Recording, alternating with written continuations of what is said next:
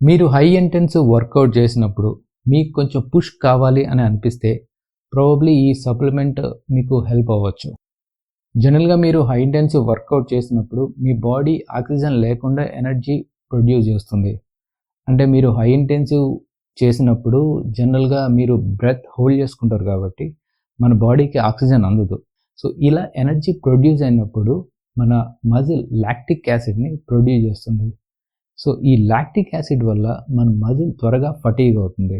But మన బ్లడ్లో already blood buffers ఉండటం వల్ల ఈ లాక్టిక్ యాసిడ్ని న్యూట్రలైజ్ చేస్తుంది. బట్ మీ ఇంటెన్సివ్ వర్కౌట్ ఇంకా ఎక్కువగా చేసినప్పుడు ఈ లాక్టిక్ యాసిడ్ అనేది పెరగడం వల్ల మన బ్లడ్ బఫర్స్ అనేది దాన్ని న్యూట్రలైజ్ చేయలేదు. అప్పుడు ఈ లాక్టిక్ యాసిడ్ పెరిగిపోతుంది. సో అప్పుడు మీ మజిల్ త్వరగా ఫటీగ్ అవుతుంది. అట్లీస్ట్ మీరు 2 to 3 minutes టైం తీసుకున్న తర్వాతే మళ్ళీ మీరు వర్కౌట్ చేయగలరు. సో ఈ బీటా ఎలనిన్ అనేది కార్నోజిన్ కింద కన్వర్ట్ అవుతుంది. ఈ కార్నోజిన్ అనేది బ్లడ్ బఫర్ లాగా వర్క్ అవుతుంది. యాక్చువల్గా ఈ బీటా ఎలనిన్ డైరెక్ట్గా కార్నోజిన్ కింద కన్వర్ట్ అవ్వదు. ఇది మన బాడీలో ఉన్న హిస్టడైన్ కలిసి ఇది కార్నోజిన్ కింద కన్వర్ట్ అవుతుంది.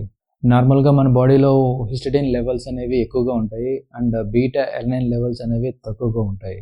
కాబట్టి ఈ బీటా ఎలనిన్ సప్లిమెంట్ తీసుకోవడం వల్ల అది హిస్టడైన్తో కలిసి కార్నోజిన్ కింద కన్వర్ట్ అయ్యి అది మన బ్లడ్ బఫర్ లాగా పనిచేస్తుంది. ఈ ప్రాసెస్లో కార్బన్ డైఆక్సైడ్ అండ్ H2O అనేది బై ప్రోడక్ట్స్. వర్కౌట్స్ ఎక్కువ చేయడం వల్ల ఇవి ఎక్కువగా జనరేట్ అవ్వడం వల్ల మన బాడీ నుంచి అవి బయటికి వెళ్ళడానికి మనం ఎక్కువగా బ్రీత్ తీసుకోవాల్సి ఉంటుంది. That's it guys. ఈ షార్ట్ వీడియో మీకు ఇన్ఫర్మేటివ్గా అనిపిస్తే ప్లీజ్